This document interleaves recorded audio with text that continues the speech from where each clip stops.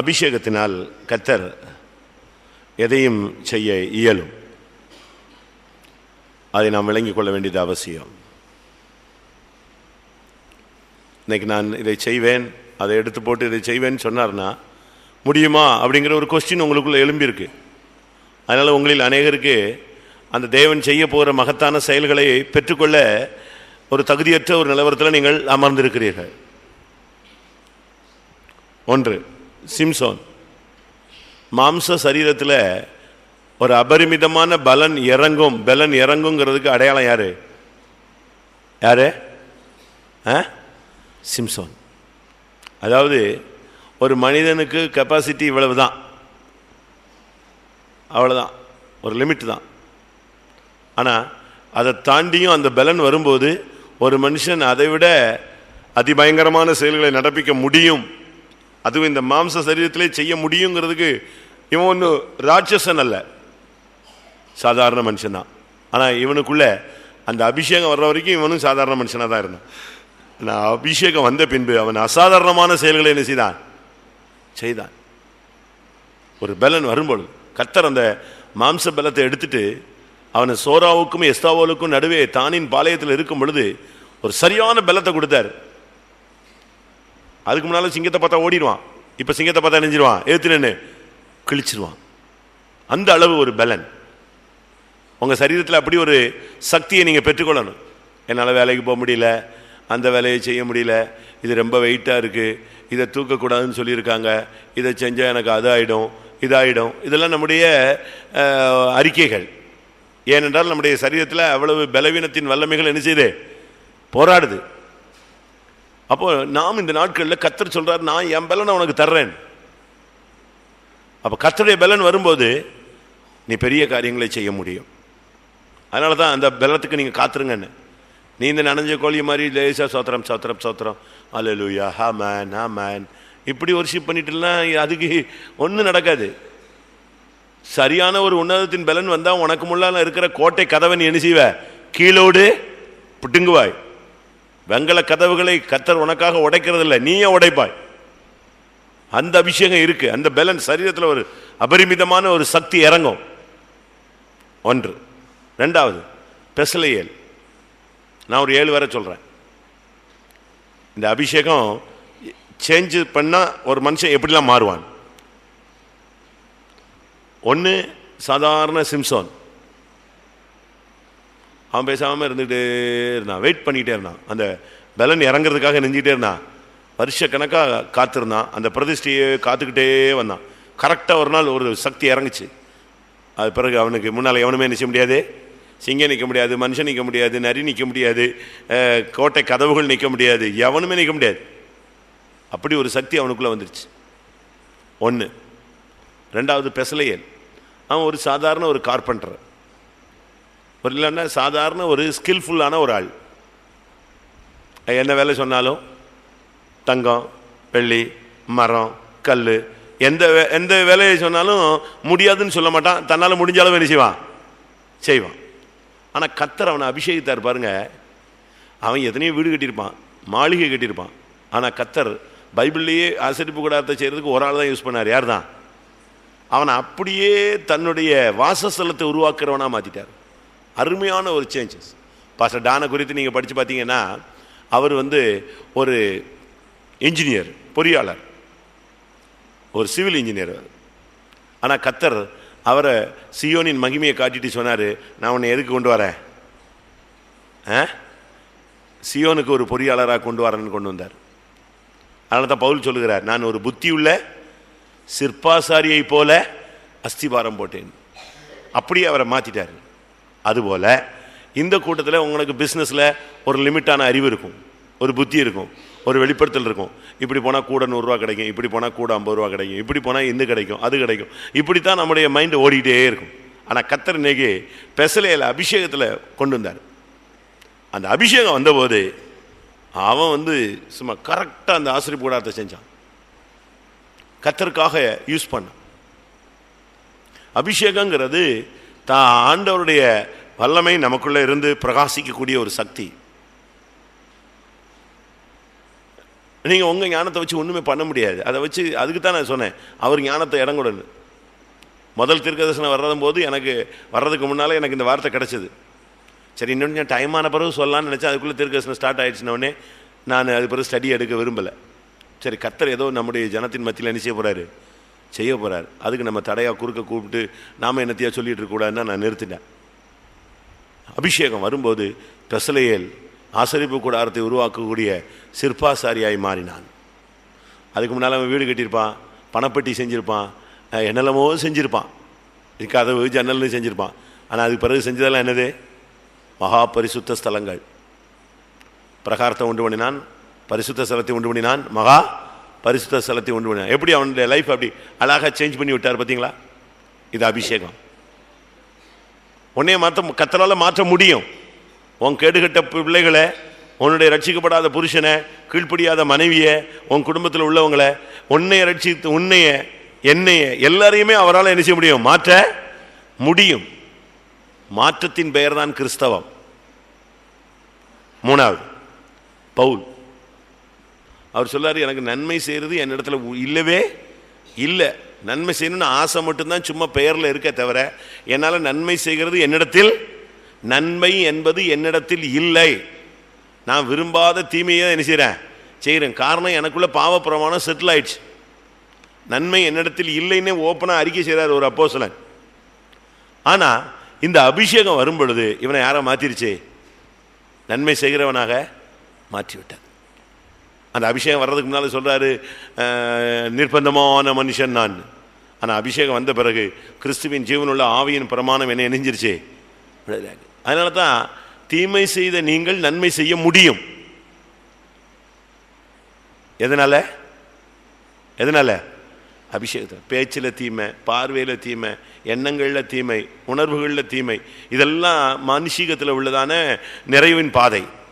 ஆனால் அபிஷேகம் வரும்போது நீ நன்மை செய்வ, நன்மையாக பேசுவ. இயேசு நன்மை செய்கிறவராய் இந்த பூமியிலே சுற்றி திரிந்தார். அபிஷேகம் ஒரு மனுஷனுக்குள்ள இருக்கிற தீமையை அப்படி வேறோட பிடிங்கணும். யோசேப்பு நினைச்சிருந்தா 12-11 பேர் வந்தானே, 10 பேரே நெஞ்சிருக்கலாம், கொன்றிருக்கலாம், இல்லை அணுவா சித்திரவதை பண்ணி நெஞ்சிருக்கலாம், சாவடிச்சிருக்கலாம். ஆனால் அவனுக்கு நன்மையின் ஊற்று அவனுக்குள்ள இருந்துச்சு. அப்படி அவனை மாத்திருச்சு. அழ வேண்டியது அவங்க, அழுதது யாரு? யோசேப்பு அழுதான்.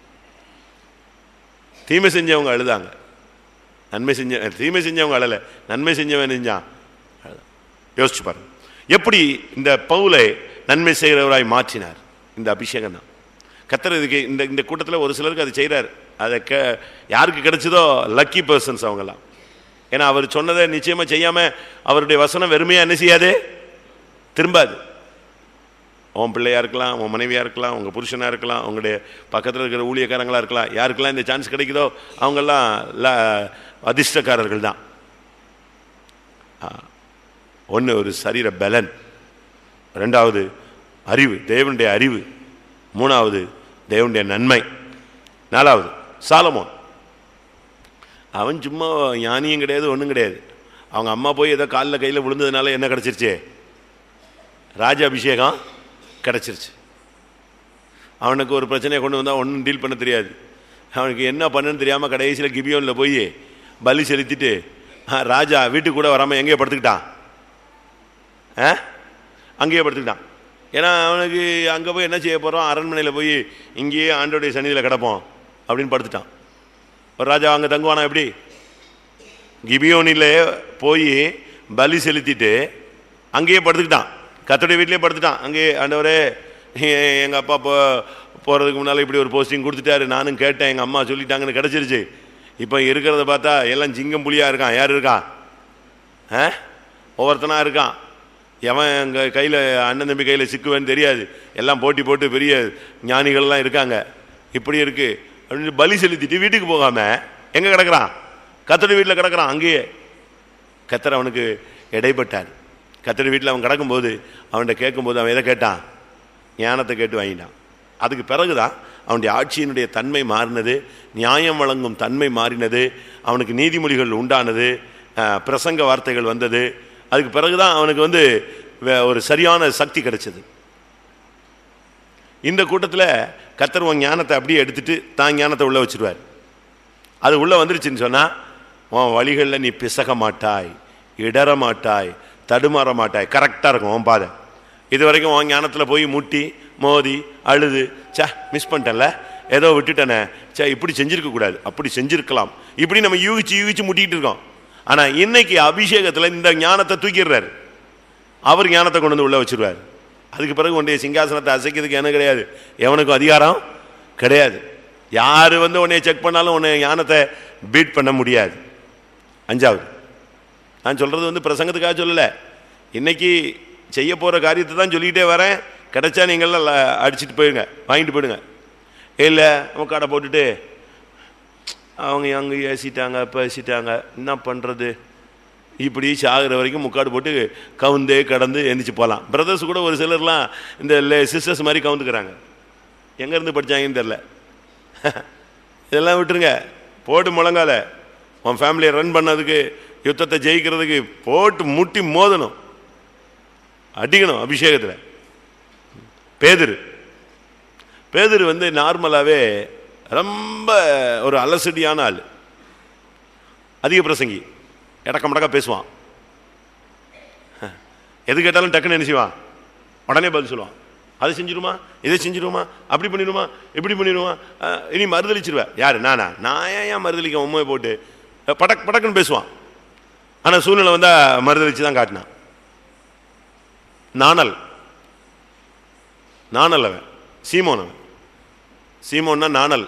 அப்படியே தண்ணி வந்தாலும் போகும், காத்தடிச்சாலும் சைடு எங்கிட்டு போறேன்னே தெரியாது. ஸ்திரத்தன்மை இல்லாத ஒரு ஆள், சபிச்சான், சத்தியம் பண்ணான், மறுதளிச்சான். ஆனால் இந்த அபிஷேகம் வந்துச்சு பாருங்க, அப்படியே மாறிட்டான். டோட்டலாக அவனை லைஃபை ஒரே நாளில் மாத்திருச்சு. எந்த இயேசுவை மறுதளிச்சானோ அவன் சொல்றான், ஜீவாதிபதியை கொலை செய்தீர்கள். நீ இந்த இயேசுவின் நாமத்தை குறித்து பேசக்கூடாதுண்ணா. ஏன் பேசக்கூடாது கேட்குறான். ஏன் பேசக்கூடாது? நான் மனுஷனுக்கு பயப்படணுமா, தேவனுக்கு பயப்படுமா? நான் தேவனுக்கு தான் பயப்படுவேன். ஆனால் அதுக்கு முன்னால் என்ன செஞ்சான், தம்பி நீ அவங்க கூட பார்த்தனே, யார் என்னையா, நல்லா பாருங்கண்ணே, நான் இல்லைண்ணே, இப்படி பேசினாள். ஆனால் இப்போ அழகா சொல்கிறான், நான் யாருக்கு பயப்படணும், மனுஷனுக்கா பயப்படுவேன், பயப்பட மாட்டேன், தேவனுக்கு மட்டும்தான் என்ன செய்வேன். எப்படி இவனை அப்படி ஒரு தைரியசாலியா மாத்தினது யாரு? எது?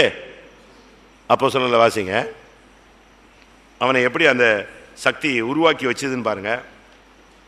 இன்னும் டைம் தருவேன், ஏன்னா உங்களில் ஒரு சிலர் இன்னும் அந்த இலக்கை திரும்பி கூட என்ன செய்யல, பார்க்கல.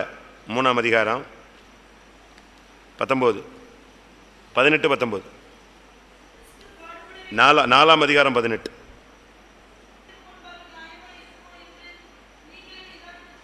நாங்கள் கண்டவைகளையும் கேட்டவைகளையும் பேசாமல் இருக்க கூடாது. நான் எப்படி பேசாமல் இருப்பேன்? அதை பேசத்தான் செய்வேன். எப்படி இவனை மாத்திருச்சே? அபிஷேகம். சொந்தக்கார மத்தியில் பைபிளை தூக்கிட்டு போகிறதுக்கு யோசிக்கிற, நகையை கலத்துறதுக்கு யோசிக்கிற, சத்தியத்தை பைபிளை ஒயிட் அண்ட் ஒயிட் போடுறதுக்கு பயப்படுற, ஃபங்க்ஷனில் ஒயிட் அண்ட் ஒயிட் போட்டால் நம்மளை வெளியே துரத்திடுவான்னு பார்க்குற. இப்படி உலகத்துக்கும் மனுஷனுக்கும் சொந்தக்காரனுக்கும் நண்பனுக்கும் பயந்து பயந்து பயந்து பரலோகத்தை விட்டுட்டே இருக்க நீ. ஆனால் சரியான அபிஷேகம் வரும்போது நீ சரியாக போய் நிற்ப. சொந்தக்காரன் கூப்பிட்டு கேட்பான், ஆமாம் ஆமாம் ஏசு தான் கடவுள், எப்படி என்னை மாற்றினாரு, இவ்வளவு காரியத்தில் எனக்கு விடுதலை கொடுத்துருக்கிறாரு, என்னை சுகமாக்கி இருக்கிறாரு, என்னை நீ சுகம் கொடுத்தியா இல்லை உங்கள் சொந்தக்காரன் கொடுத்தானா?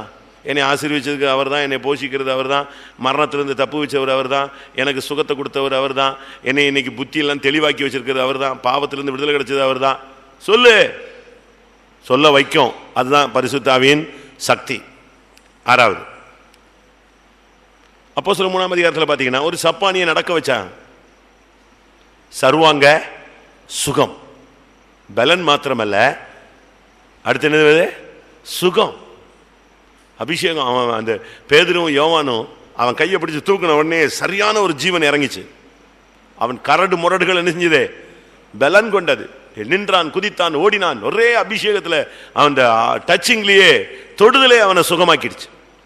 அவருடைய நாமத்தை பற்றி விசுவாசமே இவனுக்கு சர்வாங்க சுகத்தை கொடுத்தது.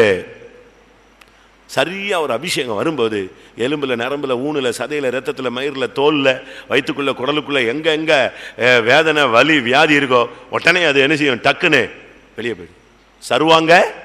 சர்வ அங்க சுகம்.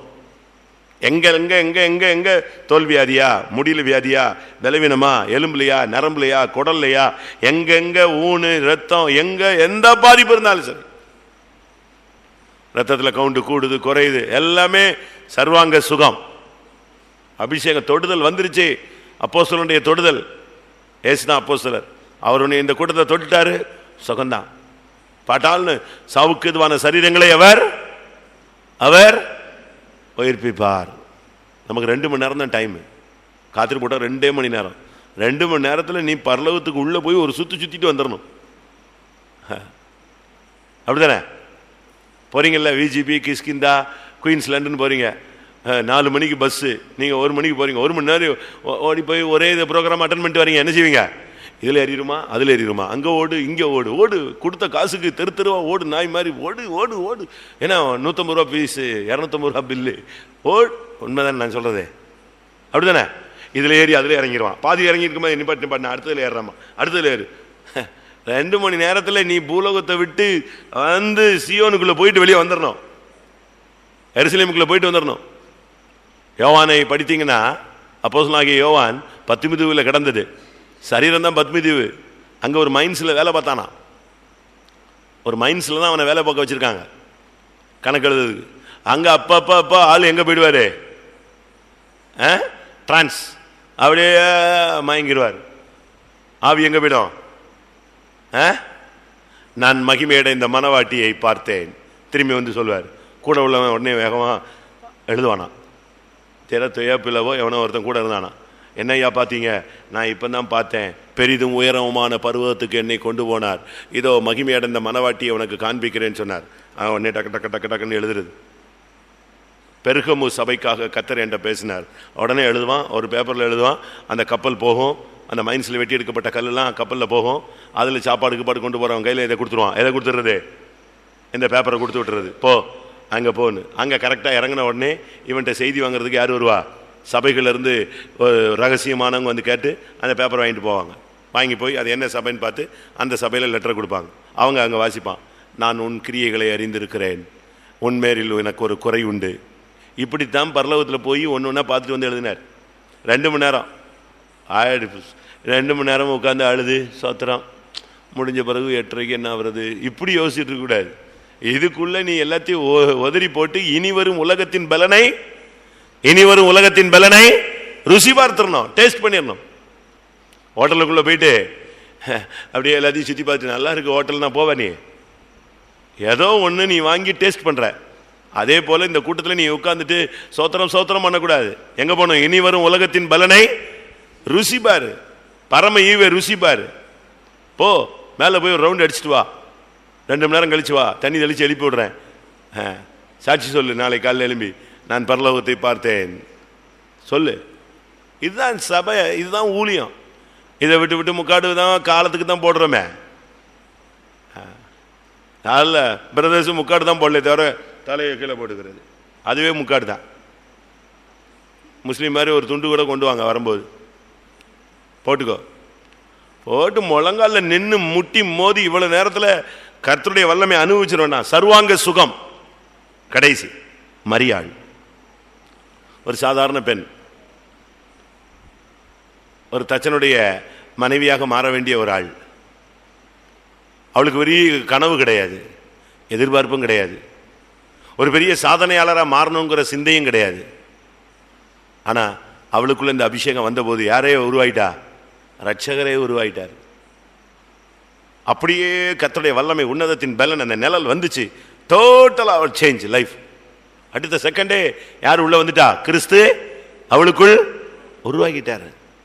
அவளுக்கு கிறிஸ்து உருவாகிறதுல இந்த வேசி, பெண்ணு சரியில்லை, தப்பான ஜீவியம், எங்கே போய் பெற்றாலோ இதெல்லாம் அந்த நிந்தையெல்லாம் அவளுக்கு ஒரு பிரச்சனையே இல்லை. போடா, ரட்சகர் எனக்குள்ள வந்துட்டார். அவன் எக்காலு எனக்கு நடந்தது எனக்கு தான் தெரியும், எனக்கும் தேவனுக்கு தான் தெரியும், போயிட்டே இருந்து.